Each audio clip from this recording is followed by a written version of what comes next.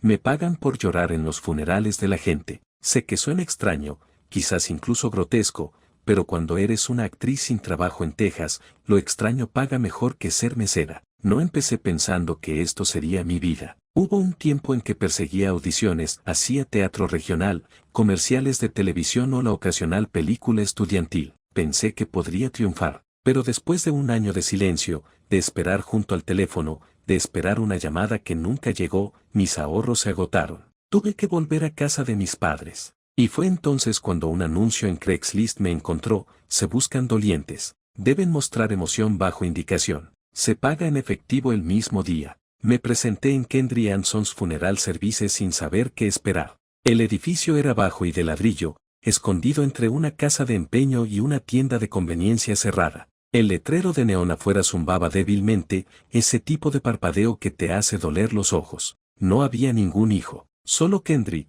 un hombre delgado y demacrado con la piel como pergamino, ojos grises que nunca se enfocaban del todo y un olor a lejía y humo que parecía impregnarlo. No sonrió, no me hizo preguntas. Solo me entregó una hoja doblada con la hora del servicio y dijo: tú te presentas, lloras y no haces preguntas. Las familias quieren sentir que su ser querido importó. Ahí es donde entras tú. El primer funeral fue incómodo. Una mujer de unos 70 años, cáncer. Sus hijos se reunieron alrededor, susurrando entre ellos, abrazando sus fotos, acariciando el ataúd. Me senté cerca del frente, sosteniendo un pañuelo, tratando de no exagerar, tratando de llorar correctamente sin parecer ridícula. Me dolía el pecho, y las lágrimas llegaron lentamente al principio, luego más rápido, hasta que mi cara estaba húmeda y mi mano temblaba por sostener el pañuelo. Se sintió mal, pero también extrañamente satisfactorio. Estaba ayudando, en pequeña medida, haciendo que el dolor se sintiera más pleno, menos vacío. Fue un primer día largo, pero cuando estábamos terminando, Kendry me entregó un sobre con dinero. Sentí algo que no había sentido en meses: alivio. Después de unos cuantos funerales más, empecé a acostumbrarme al ritmo: llegar, pararse cerca del frente, sentarse, secarse los ojos, ofrecer consuelo cuando un familiar se acercaba. La gente me agradecía con educación, a veces con un abrazo, a veces con una mano en mi hombro. No conocía al difunto, pero eso no importaba. Yo no hacía preguntas. Kendry tampoco lo hacía nunca. Algunos días todavía se sentía mal. Mi pecho se oprimía cuando veía el ataúd, o cuando los lamentos de alguien resonaban en el pequeño salón. A veces sentía que no debería estar allí en absoluto, como un intruso en el dolor ajeno. Pero la mayoría de las veces, el dinero era suficiente para ahogar ese sentimiento. Empecé a notar cosas, no sobre los funerales en sí, sino sobre la rutina. Como Kendry se movía silenciosamente entre las salas, revisando la agenda, ajustando flores, tomando notas. Como el mismo equipo de limpieza aparecía temprano cada mañana, barriendo y desempolvando, incluso cuando nadie lo había solicitado. Y luego estaba el hombre, alto, delgado, siempre parado al otro lado de la calle, justo más allá de las ventanas, fumando o cambiando el peso de un pie al otro. Nunca entraba, nunca hablaba, solo observaba. Intenté decirme a mí misma que era un vecino, o simplemente un solitario, pero estaba allí una y otra vez. Empecé a prestarle menos atención. Tenía que concentrarme en el llanto, los pañuelos, el consuelo. Era agotador. Las horas eran largas, las salas cálidas y quietas, el olor a flores pesaba en el aire. Empecé a sumergirme en la rutina, olvidando casi por completo al hombre de afuera. Pasaron semanas. El patrón continuó.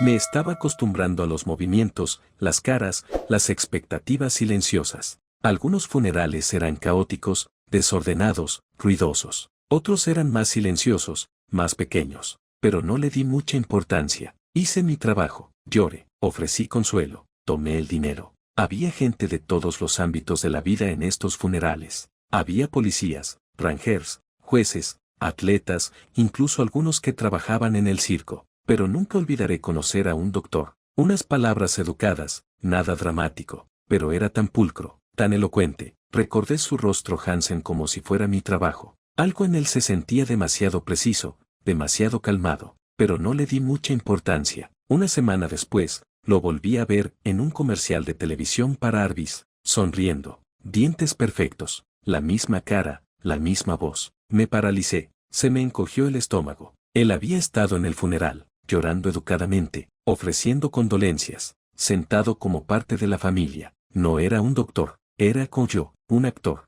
Si él había estado fingiendo, eso significaba que todos los demás en esa sala semivacía podrían haber sido pagados para estar allí también. Repasé mentalmente cada funeral, extraño. El lenguaje corporal rígido, las líneas ensayadas, la forma en que nadie preguntaba nunca quién era yo, o quién era nadie más. Fue entonces cuando caí. Algunos funerales eran completamente falsos. Cada persona en la sala, un actor. Los cuerpos eran reales, pero el dolor era escenificado. Los siguientes días, fui a trabajar como de costumbre, pero los funerales falsos no dejaban de dar vueltas en mi cabeza. Algo en ellos no me cuadraba. Me encontré observando a los asistentes más de cerca, notando pequeños detalles que había ignorado antes, la forma en que algunos intercambiaban miradas cuando creían que nadie los veía, la forma en que los ataúdes siempre estaban sellados, la forma en que las manos de Kendry se posaban sobre las tapas un segundo demasiado largo. Empecé a buscar los nombres en línea, obituarios, páginas de GoFundMe, redes sociales, nada.